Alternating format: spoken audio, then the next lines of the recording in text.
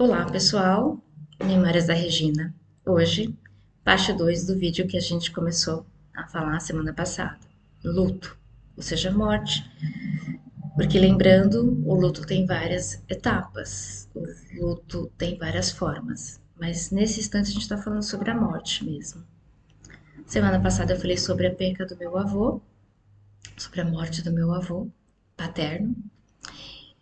E hoje eu vou falar sobre a morte da minha avó materna. A minha avó foi minha segunda mãe, porque minha mãe precisava trabalhar e quem ficava com a gente, ou seja, 8 netos, era a dona Santina. Ela tinha que ficar com 8 crianças danadas, que a gente era danado, num espaço muito pequeno e com o mínimo possível de condição financeira. Ou seja, ela tinha o básico, não tinha as frutas que hoje as crianças têm, os danones, as bolachas recheadas, a televisão, os videogames, mas ela tinha amor para dar e vender. Amor, coragem, respeito, confiança. Ela tinha muita coisa. Ela nos deu muito mais do que o amor de vó, porque ela nos ensinou também sobre fé, sobre busca dos nossos sonhos, sobre independência. Ela sempre deixou a gente ser muito independente, assim, cuidar da casa, tomar decisões. Claro que ela sempre protegeu a gente muito também. Na hora que a mãe ou o pai resolvia dar aquela surra que a gente merecia, para onde a gente corria, para debaixo da saia da avó. Mas ninguém desrespeitava ela ou desobedecia. A gente até poderia fazer arte, mas quando ela chamava, a gente ia pianinho para ela. E ela nunca precisou bater. Minha avó nunca bateu. Minha avó educou. Ela era enérgica quando precisava, ela era carinhosa quando precisava. E era maravilhoso. Ela deixou muitas lembranças doces na nossa vida. Muitas. Aquele arroz com feijão e farinha, aquele peixinho. Ela fazia pra gente peixe para as crianças sem espinho. Ela amassava com a mãozinha dela e fazia os bolinhos com arroz e feijão e a gente comia. E olha, não existe comida com gosto igual. Eu tenho como lembrança a Sexta-feira Santa, porque os adultos tinham que fazer jejum, mas as crianças não precisavam. Então ela fazia pra gente pé de moleque. Ela fazia o chá de amendoim, para quem não conhece.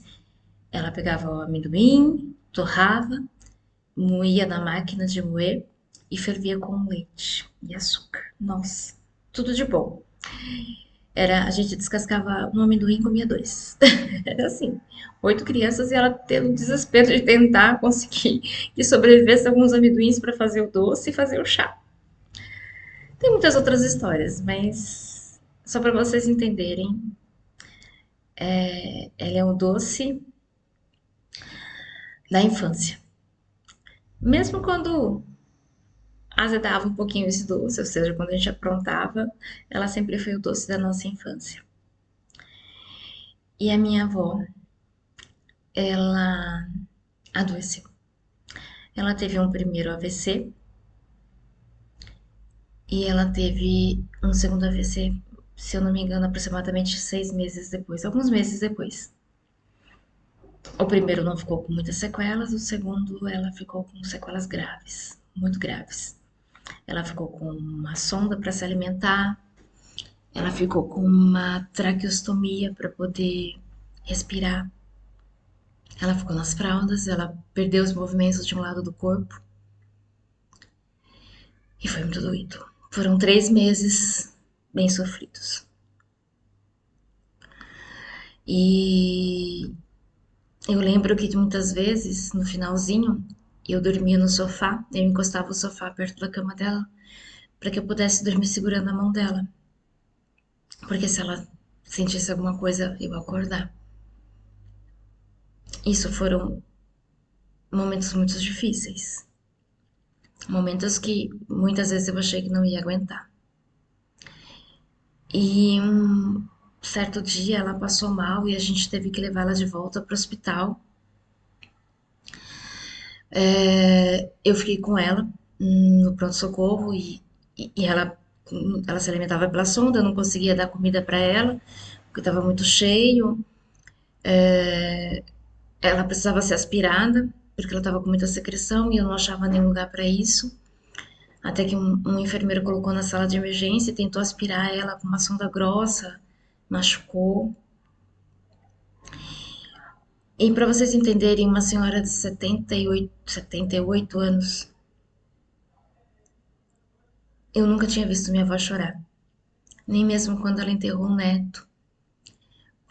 Não porque ela não queria, mas ela não conseguia chorar. E no meu desespero, eram umas 2 horas da manhã e eu desesperada vendo ela naquele sofrimento, eu olhei para o rosto dela e eu falei, vó, isso não é vida, nem para mim, nem para a senhora.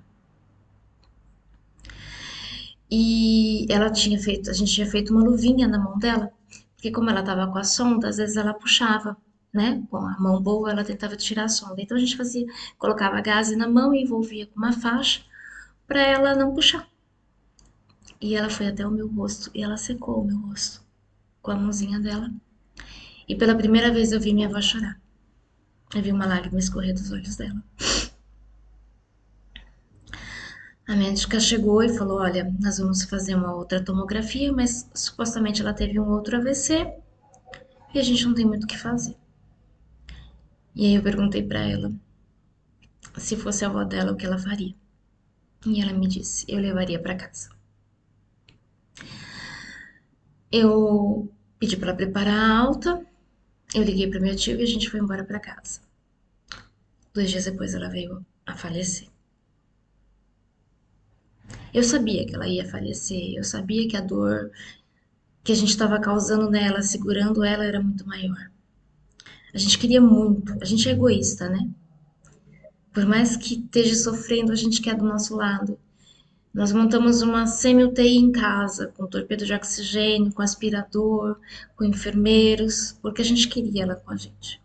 Só que a minha avó era uma mulher forte, uma mulher de fibra, que jamais trocou de roupa na frente de um filho, que era extremamente vaidosa. E de repente ela estava um montinho em cima de uma cama, sendo trocada pelos outros, sendo alimentada pelos outros. E ela não era merecedora disso. Ela era merecedora de tudo, menos da dor, menos do sofrimento. E eu não estava presente quando ela faleceu. Ela faleceu em casa. E aí, para vocês entenderem a reflexão da outra morte dessa, essa eu me revoltei. Essa eu briguei com Deus. Essa eu chorei. Essa eu reclamei. Porque a única coisa que eu tinha prometido para ela, eu não consegui cumprir. Porque eu falei para ela que ninguém ia cortá-la.